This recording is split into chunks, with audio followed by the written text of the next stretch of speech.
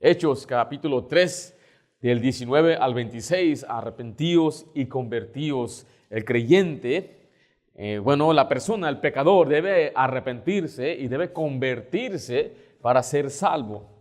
Este mensaje que vemos aquí nos muestra el único camino hacia el perdón de pecados. Sin fe en Cristo no hay perdón de pecados. Aunque no se requiere un cambio de comportamiento previo, el arrepentimiento implica un cambio más que nada interno, pensamiento de incredulidad a la fe en Cristo. Mire, aquí lo que está sucediendo, como hemos visto en las últimas semanas, capítulo 3 inicia con la sanidad de un hombre cojo que estaba sentado en la puerta de la hermosa en el templo.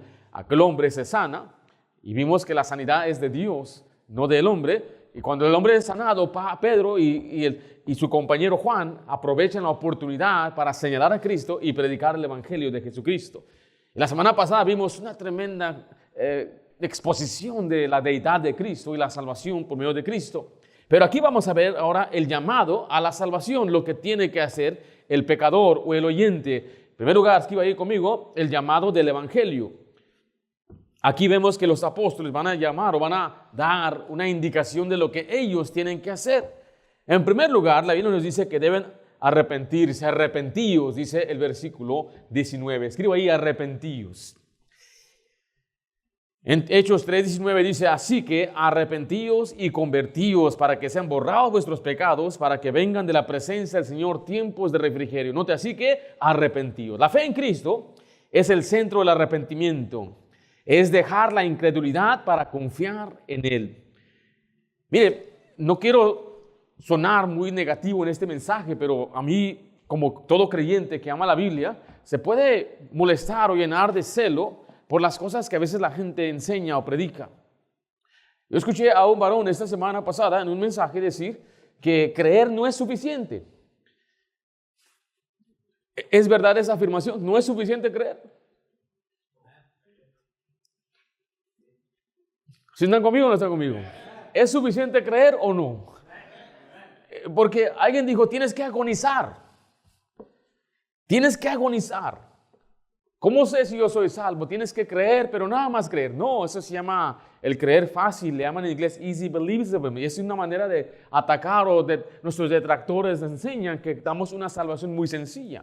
Hay un libro que se llama Duro de Creer, enseñando que la salvación no es fácil, es duro. Tienes que agonizar y pasa la noche agonizando, Señor, sálvame, sálvame. Pero eso no es lo que la Biblia enseña de ninguna manera. Ese es torcer la palabra arrepentimiento en la Biblia. Hay mucha falsa enseñanza que aparenta hablar del arrepentimiento, pero en realidad promueve una salvación basada en las obras. He hablado con muchas personas acerca de este tema y pastores, aún bautistas fundamentales, que están confundidos sobre este término, el arrepentimiento.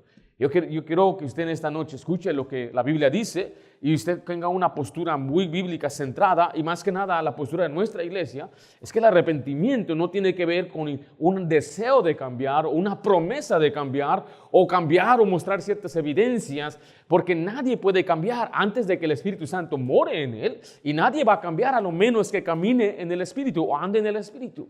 O sea que no es automático el cambio que viene. Este cambio viene cuando una persona empieza a nutrirse y crece en el Espíritu. Ahora mire, lo que le estoy presentando, ahorita le voy a mostrar algunas cosas que se dicen. Esto ocurre porque le añaden lo siguiente como un requisito para salvación. Escuche, el pecador debe arrepentirse de sus pecados para ser salvo. Y esto no es verdad. Cuando dice tienes que arrepentirte de tus pecados para ser salvo, yo le he preguntado a muchas personas qué quieres decir con eso. Algunos me han dicho, bueno, es que significa apartarte del pecado. Significa rendirse al señorío de Dios. Significa cambiar de dirección y de estilo de vida. Significa obedecer. Muchos piensan entonces que implica una decisión de cambiar. Tienes que darle la espalda al pecado y darle tu dirección a Dios. Y todo eso suena muy lógico y bonito, pero no es, para mí mi autoridad es lo que dice la Biblia. Lo que la palabra de Dios enseña. Porque, por otro lado, yo le diría entonces, suena como obras. Suena como que tengo yo que hacer algo. Bueno, no es la obra, no son obras. Tienes que estar dispuesto. ¿Estar dispuesto a qué? Estar dispuesto a no pecar o estar dispuesto a dejar el pecado. Hay un extremo, hay un misionero en Nepal y es un bautista fundamental. Escribe un libro donde dice, si yo le doy el evangelio a una persona que vive en fornicación, él tiene que apartarse de la fornicación para poder ser salvo. ¿Qué es eso? Y en este caso mostró un ejemplo de un hombre que estaba viviendo con una mujer. Dice, tú no puedes ser salvo hasta que tú dejes de fornicar, hasta que tú te apartes de ella o te cases con ella. Imagínense. Y esto cae todo bajo la sombra del arrepentimiento de pecados. Otros no son tan severos. Yo hablé con un amigo pastor y él estaba enseñando que tienes que arrepentirte de tus pecados para ser salvo. Le dije, ¿qué quieres decir con eso? Tienes que reconocer el pecado. Ok, pero eso no significa arrepentirse del pecado. Tienes que ver la gravedad del pecado, pero eso no es arrepentirse de sus pecados. Y él dijo eso, tiene que estar dispuesto. Si una persona no está dispuesta a dejar su pecado o no está dispuesta a enfrentar su pecado, no puede ser salvo. Ahora hay algo que sí yo creo, es que hay personas que por amor a su pecado no quieren venir a Cristo. Pero no es que tienen que dejar su pecado, simplemente en su mente es lo que ellos piensan, porque ¿quién de nosotros ha dejado el pecado 100%? Nadie. Yo les he preguntado entonces, si no es entonces por tener el deseo, nada más el deseo, ya es suficiente, o requiere que en verdad haga algo, implica mira, déjenle doy la definición, es un giro radical de la vida, alejándose del pecado y volviéndose a Dios. Esto implica una transformación ética y moral, como dejar de hacer el mal y empezar a hacer el bien. ¿Eso suena como qué? Suena como buenas obras. Pero no es buena obra. Lo disfrazan también, es que no es perfección, es no practicar el pecado. No vivir en la práctica del pecado. Hace 2 semanas descubrieron a un pastor, tenía 73 años, estar con una mujer en sus 20s. Y este hombre por 5 años tuvo una relación inapropiada. Es una manera muy abierta para explicar eso. Ahora, ¿por qué uso este ejemplo? Porque este varón enseñaba esto, que este arrepentimiento te aleja de no vivir practicando el pecado. Un verdadero salvo no practica el pecado.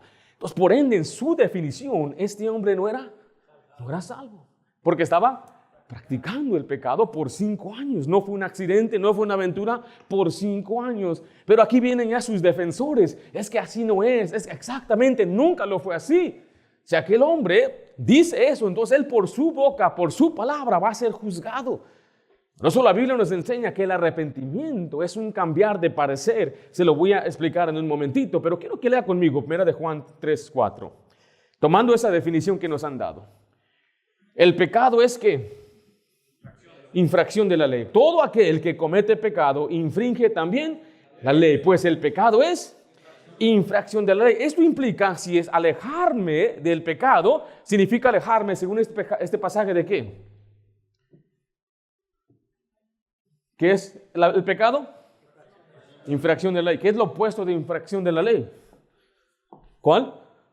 Obedecer. Significa que apartarme del pecado significa que voy a obedecer. Pero la Biblia misma nos enseña que el depender de las obras de la ley está uno bajo maldición. Por eso no podemos, se confunde mucho este tema. Para mí no es nada confuso. Para mí es muy sencillo y muy claro de comprenderlo. Pero lo que sucede es que la gente se desespera por el falta de cambio que no ven en una persona. Y créanme, como pastores nos frustramos mucho.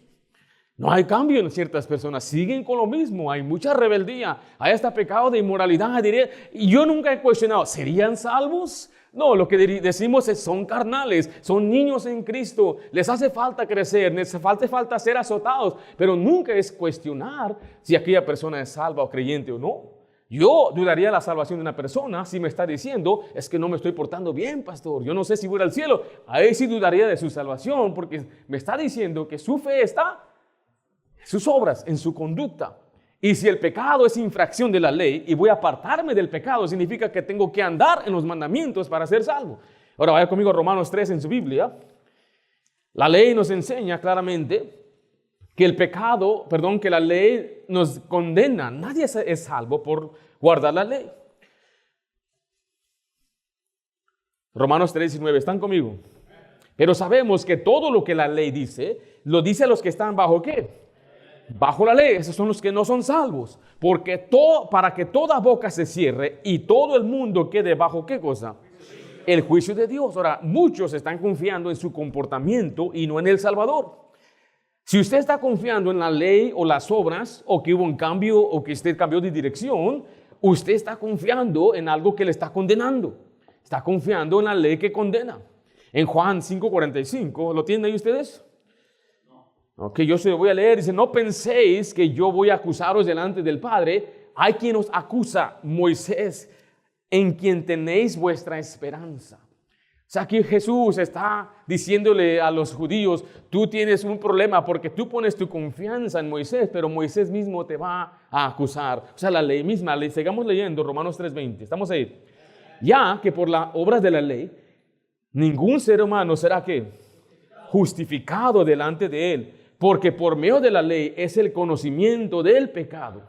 Pero ahora, aparte de la ley, se ha manifestado la justicia de Dios, testificada por la ley y por los profetas. La justicia de Dios por medio de ¿qué? De la fe. Ahora aquí vemos una distinción entre fe y obras. Porque este mismo grupo van a veces confundir que la fe es una obra. Pero en Romanos voy a mostrarle varios pasajes que distinguen. Recuerde, la obra en la Biblia siempre es obras de la ley. Todas las obras están vinculadas o ligadas a la ley. No hay buena obra fuera de la ley. Estaba hablando yo con una señora, creo que era pentecostal, me decía la señora, no es que, dice, no por obras para que nadie se gloríe. Bueno, me decía ella, las obras es diferentes de la ley. Nosotros guardamos la ley y las obras son diferentes, son extra. Pero no, la Biblia claramente enseña obras de la ley. Todas las obras son de la ley. Todas las obras, la obra es obedecer a un mandato. Cada obra está ligada o vinculada a la ley. ¿Okay? Mire lo que dice una vez más en el versículo 22. La justicia de Dios por medio de la fe para todos los que creen en Él, porque no hay diferencia, por cuanto todos pecaron y están destituidos de la gloria de Dios, siendo justificados gratuitamente por su gracia, mediante la redención que es en Cristo Jesús, a quien Dios puso como propiciación por medio de la fe en su sangre, para manifestar su justicia, a causa de haber pasado por alto en su paciencia los pecados pasados, con la mira de manifestar en este tiempo su justicia, a fin de que Él sea el justo y el que justifica al que es de la ¿qué? De la fe. ¿Dónde está la jactancia? Queda excluida. ¿Por cuál ley? ¿Por la de las obras? No, sino por, ¿qué dice enseguida ahí? La ley de la fe. Note, es muy diferente. Las obras y la fe están divididas. 28. Concluimos pues que el hombre es justificado por fe. ¿Sin qué?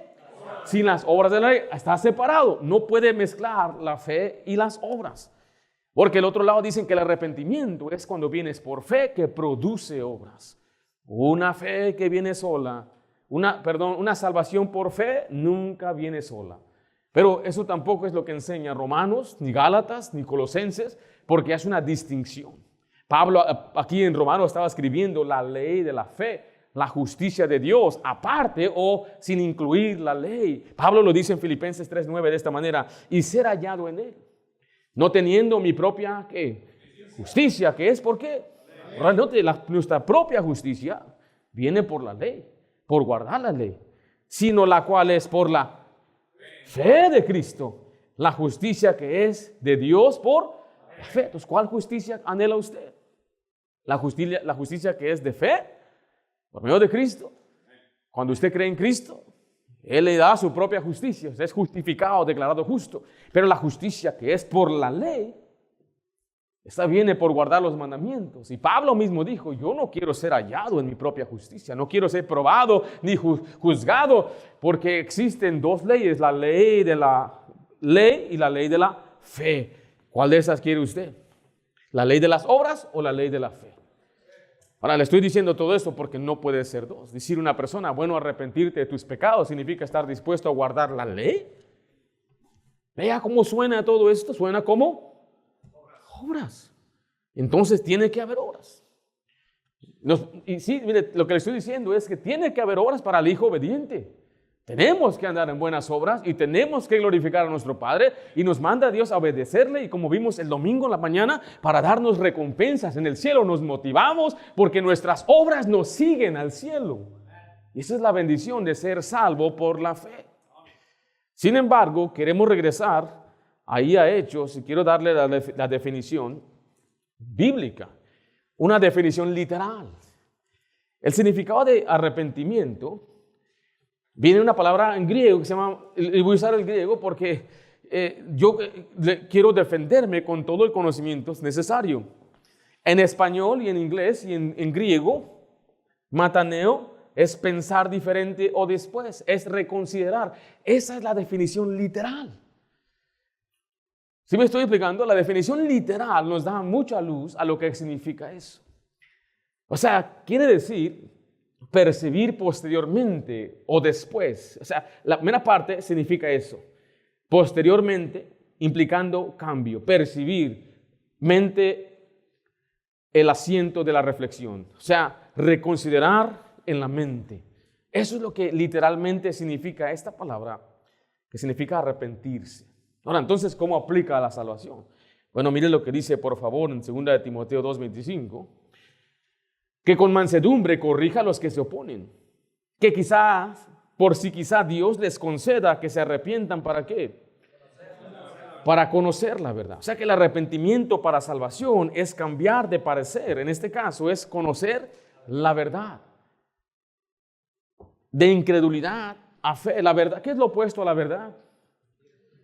La mentira. ¿Y qué es la mentira en cuanto a la salvación? Portarse bien, la religión, adorar a cierta imagen. Pero note primera de Juan 3:36, el que cree en el Hijo tiene ¿qué? Vida eterna, pero el que rehúsa creer en el Hijo no verá la vida, sino que la ira de Dios está sobre él. Juan 3:18 dice, el que en él cree no es condenado, pero al que no cree ya ha sido condenado, porque no ha creído en el nombre del unigénito Hijo de Dios.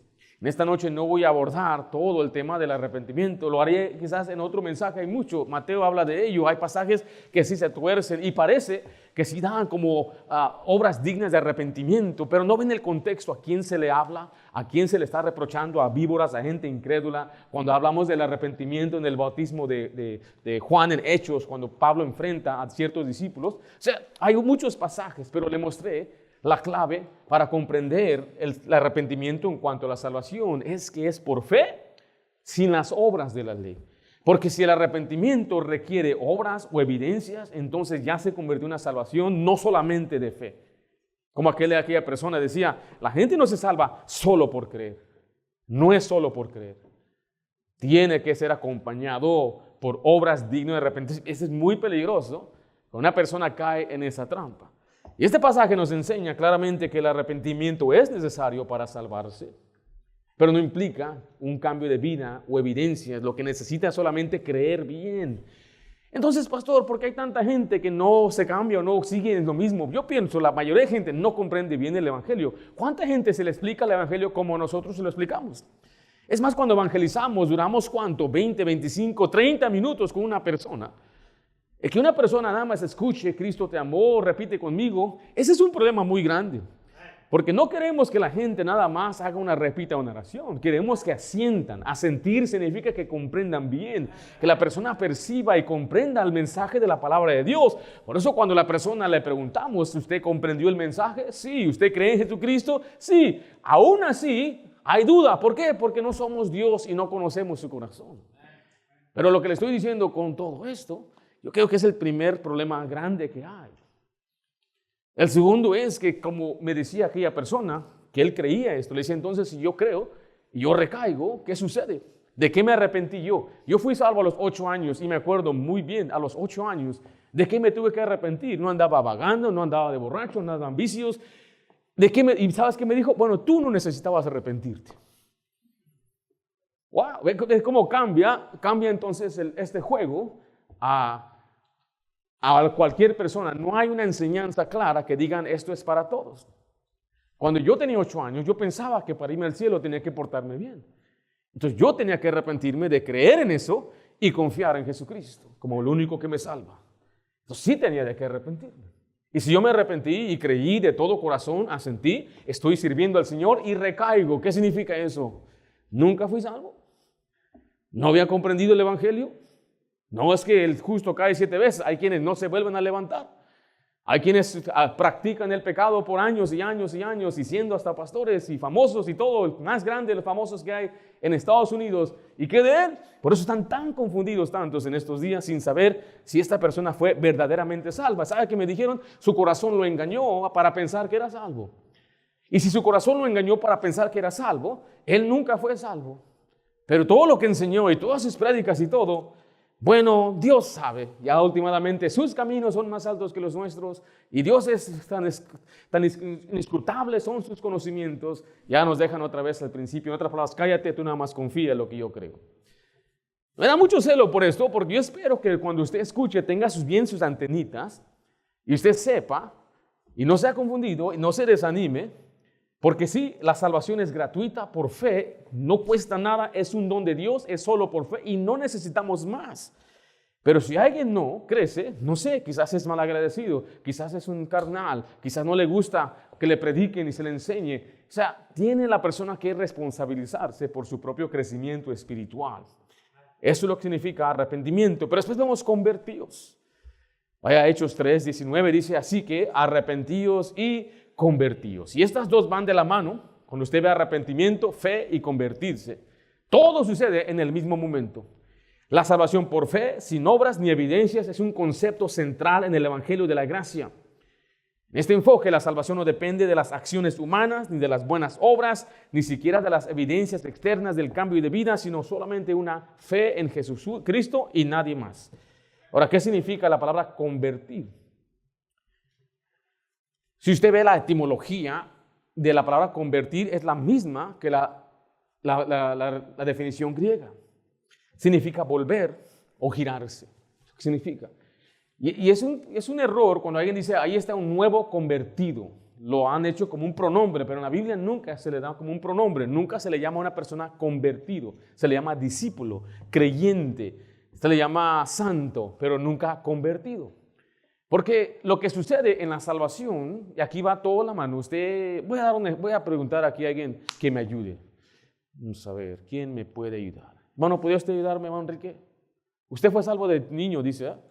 ¿Usted antes creía en otras cosas? No. Ok, hermano Ángel, ¿tú puedes venir por acá, por favor? Hermano, tú vas a ser perfecto para esto. ¿Sí está bien, hermano Ángel? Quiero que vean el testimonio. Pasa, hermano, súbete acá arriba. Yo sé que viene el trabajo, hermano, gracias, que te bendiga. ¿Te enojes, eh? Antes, cuando tú ibas creciendo, ¿qué se te enseñó a ti? ¿Qué era la enseñanza de tus padres, tu mamá, que te enseñaban en cuanto a religión? Los 10 mandamientos. ¿De qué fondo vienes? Católico. Catolicismo. Entonces se te enseñaba todo lo que era el catolicismo. ¿Por qué? Y lo que sucedió en tu vida fue que un día tu papá te empezó a como prender semillas, ¿verdad? Sí. Para que tú puedas acercarte a él. Tu papá fue cristiano, se murió durante el COVID, fue la gloria. Pero eso fue más que nada lo que después le impulsó a buscar a Dios. Pero cuando tú escuchaste el Evangelio plenamente, lo comprendiste. ¿Tienes una memoria? ¿Te acuerdas cuándo fue? Sí. Entonces, desde ese momento lo que él hizo es que él se arrepintió. Cambió de parecer. Ya no creías que para irte al cielo, ¿qué tenías que hacer antes? ¿Qué pensabas antes?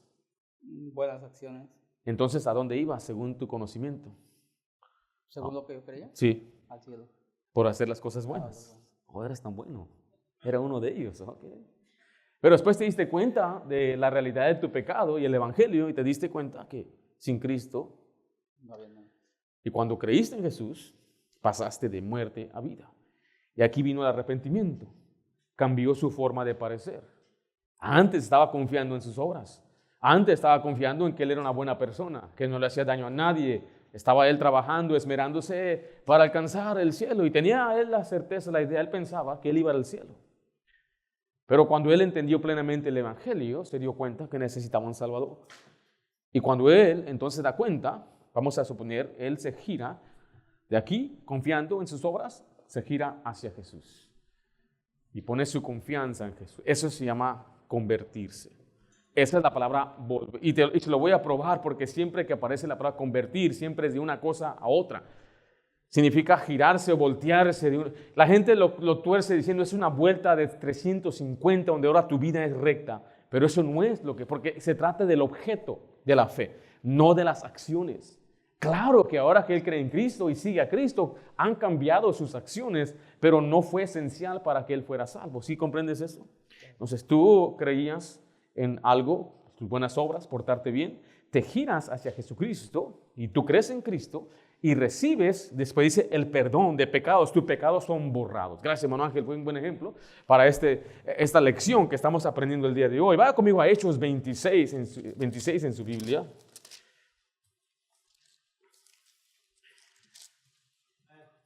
Sí me expliqué lo que era girarse o convertirse. Hay quienes dicen que el convertirse es la transformación, todas las cosas son hechas nuevas. Ese es el resultado de convertirse a Cristo.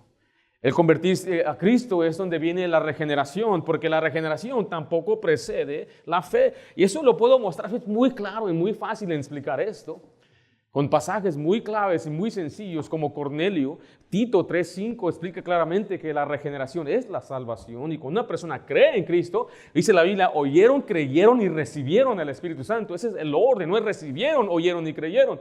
Es muy sencillo, pero eso suena muy sofisticado, con gente con palabras muy infladas, te deja encantado, fascinado. Hasta cuestionas, ¿por qué mi pastor no enseña esto? Porque eso es basura, yo no creo en esas cosas. Nosotros no practicamos aquí doctrinas de gracia, aunque sí creemos en la gracia, la doctrina de la gracia, pero doctrinas de gracia implica un acróstico tulip enseñado por los reformados. Y eso es lo que nosotros no practicamos ni creemos solamente lo que dice la Escritura. La Biblia es nuestra única autoridad para nuestra fe. Hechos 26:18 dice, para que abra sus ojos, para que se convierta. ¿De qué? De las tinieblas a la luz y de la potestad de Satanás a Dios. Note que se van a girar de las tinieblas a luz. Las tinieblas, aquí habla de la ignorancia, la ceguera, falta de conocimiento de la verdad. Y la luz es la verdad. Por ende, el Evangelio en 2 Corintios 4:3 dice así la Biblia, pero si nuestro Evangelio está aún encubierto, entre los que se pierden está encubierto, en los cuales el Dios de este siglo, ¿qué hizo? Cegó el entendimiento de los incrédulos para que no les resplandezca la luz del Evangelio de la gloria de Cristo, el cual es la imagen de Dios. Note, allí está la misma enseñanza. La persona debe convertirse de la ignorancia, de las tinieblas a la luz, para que ya no tenga esa ceguera espiritual, para que pueda comprender y resplandezca, pero el diablo está cegando el entendimiento. Por eso este pasaje habla también de la potestad de Satanás. Satanás retiene que la gente crea para que no pueda creer lo que dice la Biblia con tanta religión, con tanta enseñanza. Hace unas semanas estaba enseñando a unos maestros en la Ciudad de México. Yo hablé de la Madre Diosa. Yo me refería a una mujer que se encuentra en Corea del Sur, una iglesia enorme. Pero ellos pensaban que me refería a una mexicana que dice que ella es Dios. Pero tiene seguidores, miles y miles de seguidores. Digo, yo siempre me pregunto, ¿cómo es que esta gente dice, yo soy Dios, sígueme? Y la gente le sigue. Y nosotros le decimos, Dios es vivo, Dios te salva, síguele a Él. Y no quieren seguir al Dios verdadero. Y es una mujer que su papá era Dios también y ella se convirtió en Dios. Y no, si usted viera los videos, usted también se quedaría con la boca. Yo me quedé con la boca abierta. Me dice, en mí está la esperanza, búsqueme a mí, pídeme a mí, yo te voy a conceder todos tus deseos. Nada más mándame una ofrenda. Dije, qué tremendo. Digo, no es posible que la gente mandaría, pero sí le mandan. La ceguera espiritual. La gente está cegada con un evangelio falso. 1 Tesalonicenses 1:9 dice, porque ellos mismos cuentan de nosotros la manera en que nos recibisteis y cómo os convertisteis, ¿de qué? De los ídolos, ¿a quién? A Dios, para servir al Dios vivo y verdadero. Sí, Dios, se giraron de... ¿Y los ídolos qué representan? Los dioses de ellos que requieren obras. Entonces dice, ya te vas a girar, te vas a convertir de los ídolos al Dios vivo y verdadero. Esa es la salvación. Es creer en Jesucristo y ya no confiar en cualquier cosa, cualquier otro objeto de su salvación que era antes, ahora está solamente en Jesús. Y no puede ser Jesús y las obras. No puede ser Jesús y un bautismo. No puede ser Jesús y, bueno, quizás voy a perseverar. Quizás es Jesús y mi arrepentimiento. O una promesa, Señor, es solamente Jesús. Girarse del objeto de salvación a una persona que es Jesús. Solamente Cristo. ¿Y qué es lo que sucede? Bueno, nuestros pecados son borrados. Escribo ahí, borrar los pecados. Este es el mensaje. Arrepiéntanse. El contexto del mensaje que Pedro está predicando era de Jesucristo. Ustedes crucificaron al autor de la vida. Ustedes mataron al Mesías. Ahora ustedes lo que tienen que hacer es cambiar de parecer, es creer en Jesucristo. Todos los profetas anuncian de Él y deben convertirse a Él para que ustedes reciban el perdón de pecados. Esa palabra borrar los pecados implica el perdón de pecados. ¿Están ahí Hechos 3:19? Así que arrepentíos y convertíos para que sean borrados, ¿qué cosa? Vuestros pecados. Vaya a Hechos 26, regresemos allá. Porque es por la fe que recibimos el perdón de pecados. ¿Estamos ahí? Dice Hechos 26:18, para que abra sus ojos, para que se conviertan de las tinieblas a la luz y de la potestad de Satanás a Dios. Note esta frase, para que reciban por la fe que es en mí, ¿qué cosa? Perdón de pecados y herencia entre los santificados. Es por la fe que el Señor perdona nuestros pecados. ¿Y qué es esa herencia? ¿Cuál es esa herencia? La vida eterna, el cuerpo resucitado, la redención del cuerpo, las arras del Espíritu. ¿Está conmigo? Y todo es pero aquí estamos hablando del perdón. Vaya conmigo a Romanos 4 en su Biblia, Romanos 4.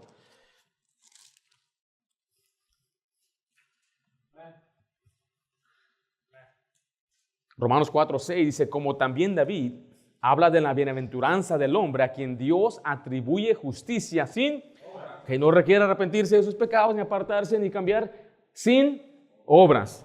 Diciendo, bienaventurado aquellos cuyas iniquidades son perdonadas y cuyos pecados son cubiertos. Bienaventurado el varón a quien el Señor no inculpa de pecado. Eso es por la fe en Cristo Jesús.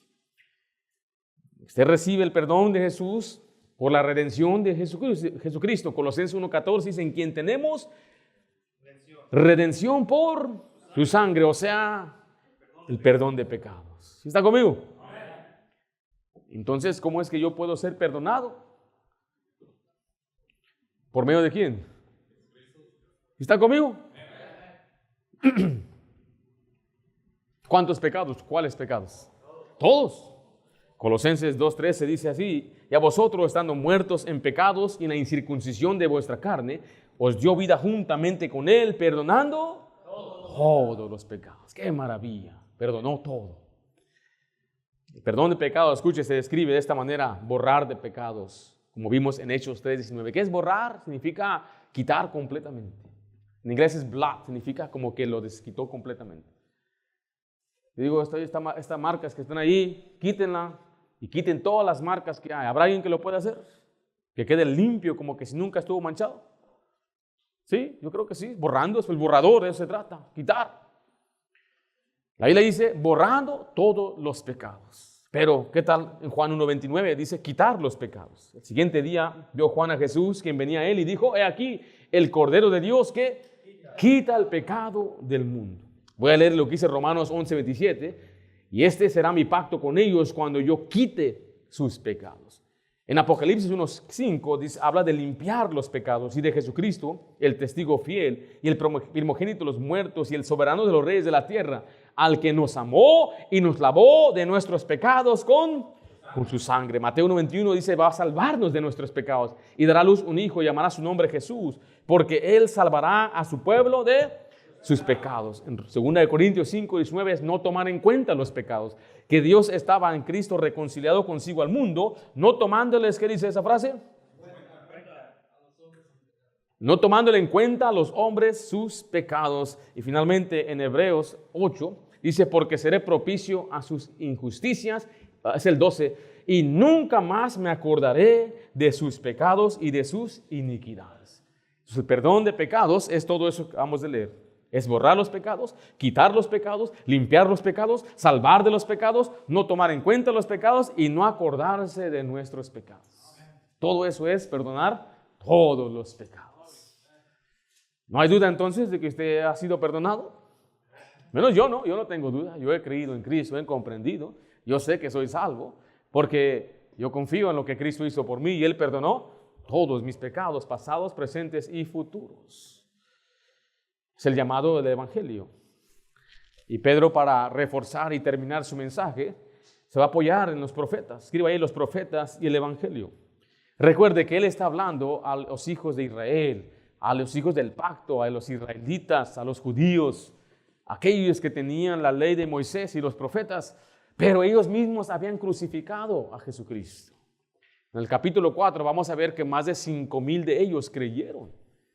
En ese pórtico de Salomón se juntaron muchos hombres, pero todo esto es porque el mensaje debe ser bíblico.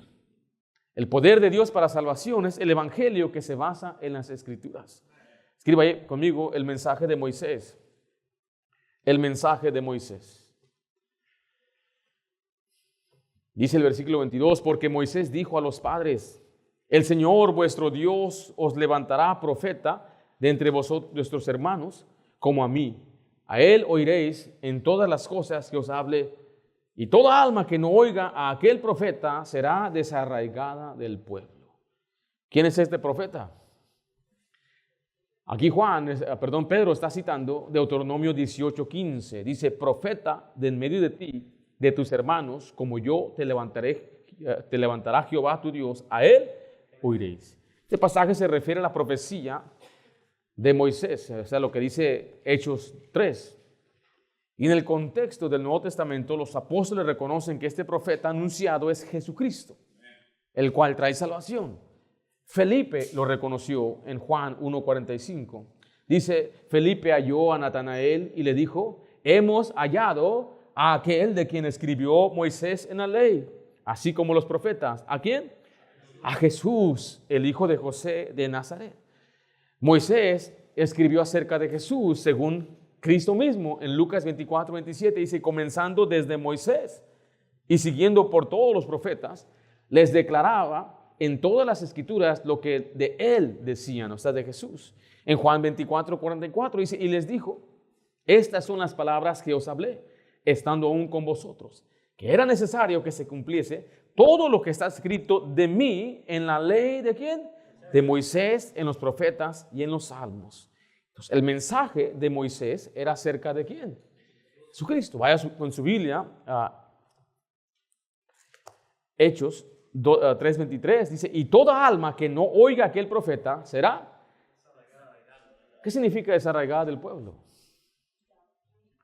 Esta gente no va a ser parte del pueblo de Dios, o sea, va a estar condenada. En Juan capítulo 5, quiero que usted vea conmigo, Jesús reprochó a los líderes religiosos judíos, especialmente a los fariseos y escribas. Estos líderes se consideraban expertos en la ley de Moisés y en las escrituras, pero no reconocieron a Jesús como el Mesías. Y a pesar de que las mismas escrituras hablaban de Jesús, ellos lo rechazaron. Y Jesús señala algunas cosas en Juan 5, del 39 en adelante. ¿Estamos ahí? Empieza con esto. Escudriñad las escrituras, porque a vosotros os parece que en ellas tenéis la vida eterna, y ellas son las que dan testimonio ¿de quién? De mí. Le está diciendo, vayan y estudien la Biblia. Ustedes no conocen las escrituras. Y ese era el problema de los fariseos. Usted cree, mucha gente piensa que los fariseos conocían la Biblia y practicaban la Biblia y que eran muy duros con la ley. Ellos no conocían la palabra de Dios. Ellos tenían la ley oral, tenían algo aparte, tenían una enseñanza extrabíblica. Jesús mismo los condenó por las tradiciones de los hombres, enseñando mandamiento de hombre como que si fuera ley de Dios. Mire el versículo 40. Y no queréis venir a mí para que tengáis vida. Jesucristo le está diciendo, ustedes no quieren venir a mí. A unos pasajes anteriormente Jesús dijo, yo quiero que ustedes sean, lo digo esto para que ustedes sean salvos, pero ustedes no quieren venir a mí. Mira el versículo 42. Mas yo conozco que no tenéis amor de Dios en vosotros. Yo he venido en el nombre de mi Padre y no me recibís si otro viniere. Note que no tenían ¿qué? ¿Están conmigo, hermanos, o no están conmigo? Despiértense, hermanos. ¿Los pongo de pie un rato o qué? ¿No tenían? ¿Qué querían hacer con Jesús? Querían matar. ¿Qué amor es ese? Mira el 44. ¿Cómo podéis vosotros creer, pues si recibís gloria los unos de los otros y no buscáis la gloria del que viene del Dios único? ¿Qué buscaban? ¿La gloria de quién? De ellos mismos. Ese es el problema de la gente que quiere ganarse por las obras. Por eso es el pasaje, no por obras para que nadie se gloríe. Mire el versículo 45. No penséis que yo voy a acusaros delante del Padre. Hay quien os acusa. ¿Quién? Moisés, en quien tenéis vuestra esperanza. Porque si creyeses a Moisés, me creerías a mí, porque de mí escribió él. Pero si no creéis en sus escritos, ¿cómo creéis a mis palabras? Las palabras no creían en quién. Creen en Moisés. Moisés escribió de Jesús. Y cuando Jesús vino, lo rechazaron, porque ellos no creían las escrituras. Este era el problema de los fariseos. Pero es el mensaje de Moisés. ¿Moisés a quién señalaba? Jesucristo. Moisés escribió de Cristo desde Génesis, capítulo 3. Cuando dijo en tu simiente, ¿recuerdas, papi? La simiente que viene de la mujer. Desde ahí se empezó a hablar directamente de Jesús. Después, cuando podemos ver otras sombras, cuando Abel ofreció un mejor sacrificio, desde ahí se ve el cordero, se ve el sacrificio, la sombra del sacrificio de Cristo. Pero también escribe ahí los profetas, el mensaje de los profetas. Los profetas también predicaron de Cristo. Pero usted dice, ellos no conocieron a Jesús. Claro que no, ellos no vieron a Cristo. Muchos de ellos ni su nombre sabían. El único nombre más cercano o título que sabíamos era Emmanuel, que significa Dios con nosotros. Y fue el ángel que le indicó a José que le pusiera Jesús, que significa Jehová salva o Jehová es Salvador. Regresamos a Hechos 3:24, dice, y todos los profetas desde Samuel en adelante, cuantos han hablado, también han anunciado estos días. Los profetas anunciaban de Cristo. El versículo 18 ahí mismo dice, pero Dios ha cumplido así lo que había antes anunciado por boca ¿de quién? De todos sus profetas. Romanos 3:21 y en su bosquejo dice, pero ahora aparte de la ley se ha manifestado la justicia de Dios testificada por la ley y por los profetas. Profeta es un portavoz y aquellos que escribieron el Antiguo Testamento señalaban a Cristo. En Hechos 10:43 dice así, no lo tiene ahí, ¿verdad? Dice, de estos dan testimonio todos los profetas, que todos los que en él creyeren recibirán perdón de pecados por su nombre. Todos los profetas daban testimonio de Jesucristo. Deja nada más le leo algunas de las cosas que testificaron. En Deuteronomio 18 se testificó de aquel profeta que ya vimos. En Isaías 7:14 se testificó del nacimiento virginal. En Isaías 9:6 se habló del príncipe de paz. En Isaías 53 se habló del siervo que sufre. O sea que Isaías describe al Mesías como el siervo sufriente que llevaría los pecados del mundo. En Miqueas 5:4 se menciona el lugar de nacimiento del Mesías. El Mesías nacerá en Belén. En Jeremías 31 vemos el nuevo pacto. Ese es un pacto donde se va a perdonar el pecado y se va a escribir la ley en los corazones de las personas. En Zacarías 9 vemos la entrada triunfante. El rey vendrá a Jerusalén humilde y montado en un asno. En Zacarías 12 dice que mirarán al que traspasaron, refiriéndose a la crucifixión de Cristo. En Salmo 52 se refiere una vez más al sufrimiento del Mesías y el Salmo 16 habla de la resurrección del Mesías. Todos los profetas del Antiguo Testamento señalaban o predicaban de Jesucristo. En Hechos 10:43, como vimos, vaya allá por favor, o ya lo tienen ahí, ¿verdad? De esto dan testimonio todos los profetas. Que todos los que en él creyeren recibirán, ¿qué cosa? Perdón de pecados. Acompáñenme a Hechos 13 en su Biblia, por favor. Bastante doctrina el día de hoy, ¿correcto? Esto es para que no se me ande confundiendo ahí. Hechos 13, versículo 38. Sabed pues esto, varones, hermanos, que por medio de él se os anuncia perdón de pecados, y que de todo aquello de que por la ley de Moisés no pudiste ser justificados, en él es justificado todo aquel, a todo aquel que cree. En otras palabras, nunca fue por la ley de Moisés, y todos los profetas testificaron lo mismo, que era por medio de Jesucristo. Ahora, para que me comprenda bien esto, le voy a repetir. Supongamos que usted era un caballero en los tiempos de Moisés y su nombre era Benjamín. Benjamín, ven acá. Y aquí está Benjamín de la tribu de Isaacar. Sabía que iba a decir de tribu de Isaacar. Él es Benjamín de la tribu de Isaacar. Benjamín, hijo de Zebulón. De Zabulón. ¿Zabulón o Zabulón? Sabu. ¿Sabu? Ok. Y él era hijo de un siervo de Dios. Y él escuchó el mensaje que un día iba a haber un profeta que vendría. Y él no sabe el nombre de aquel profeta. Usted y yo ya estamos, vamos a suponer que esto representa la cruz de Cristo. Usted y yo estamos en el año 2000. Ya sabemos, tenemos la Biblia completa. Pero él no tiene la Biblia. Es más, no tiene una propia copia de la ley. Moisés todavía ni la termina. Entonces él escucha de Moisés que un día se va a levantar un profeta. Entonces él pone su fe en esa palabra declarada por ese hombre, por profeta Moisés. Él dijo, un día vendrá aquel. Y eso era suficiente para que él fuera salvo. Recuerde, ¿qué creó Abraham para que él fuera justo? ¿Cuál promesa? Su simiente. Sus simientes serán benditas todas las naciones. ¿Cuál simiente? ¿Quién es la simiente? ¿Está conmigo o no está conmigo? Esto yo lo he enseñado aquí muchas veces, ¿eh? ¿Quién es la simiente?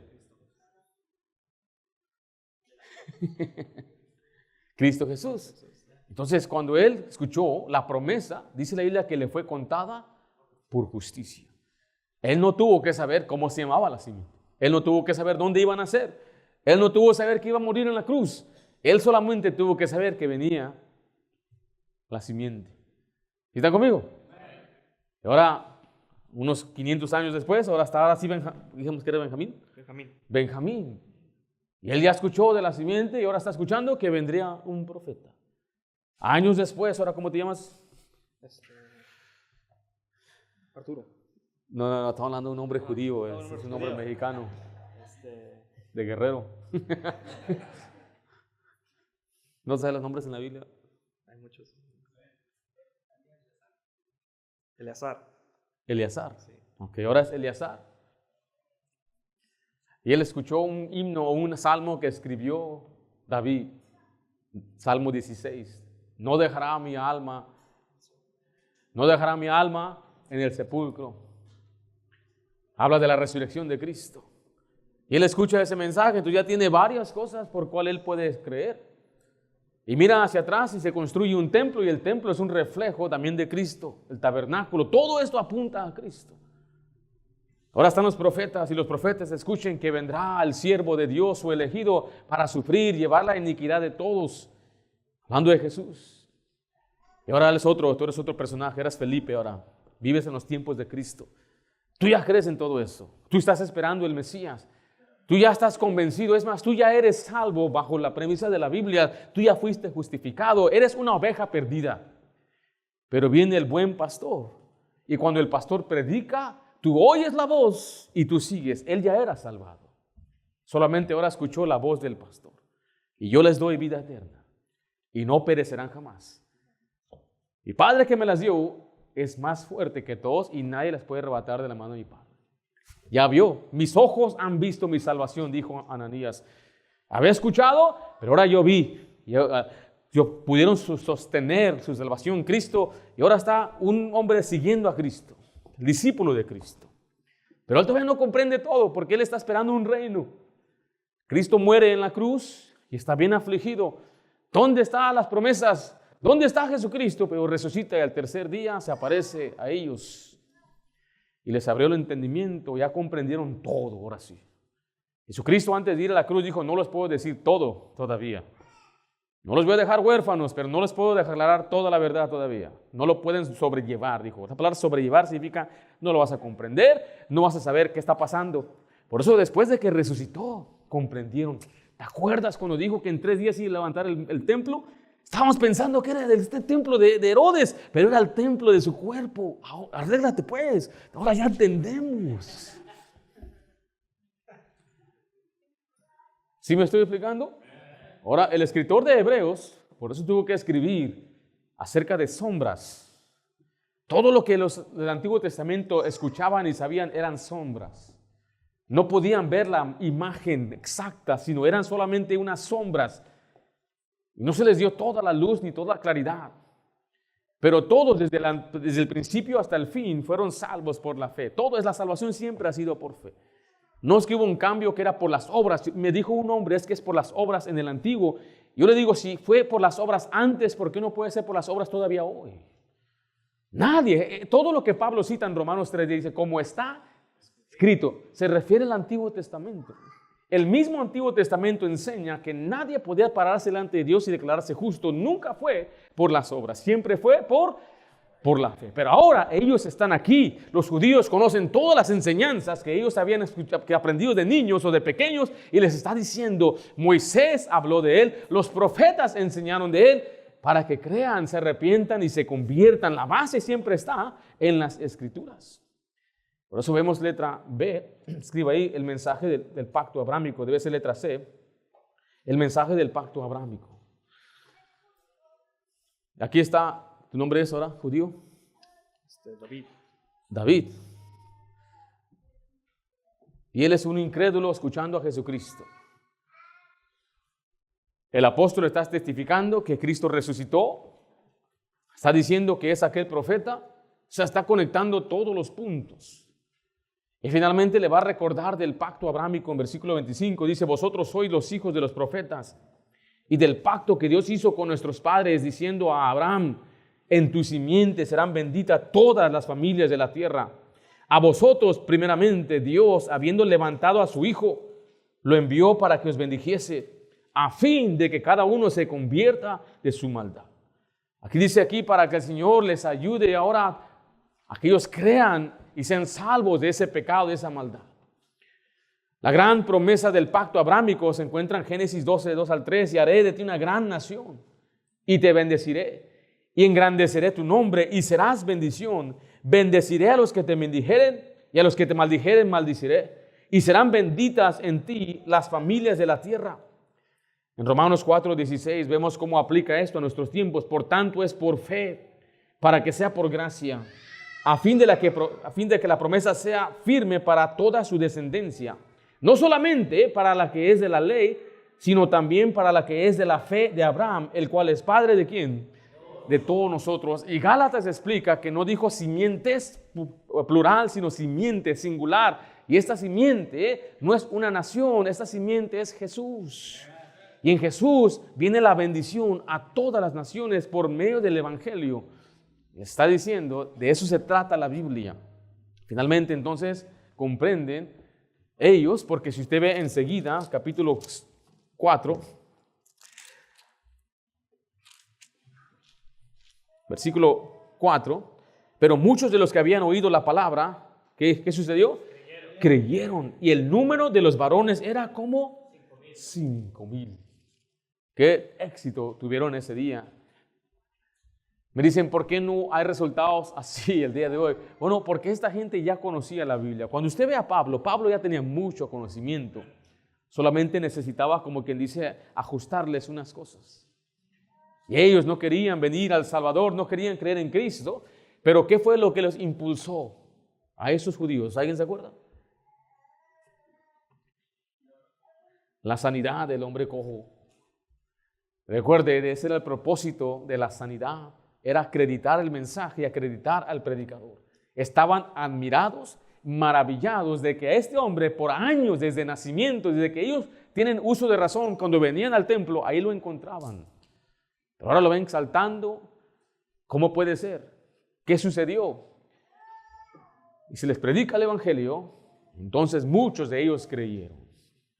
La próxima semana continuamos con el capítulo 4. Y vamos a ver la primera persecución que viene contra los cristianos. Porque los religiosos, dice la Biblia, se resintieron. No les gustó o no les gusta que prediquen en otro o una autoridad que no es de ellos. Hoy vimos entonces el llamado del Evangelio y los profetas y el Evangelio. Vamos a orar.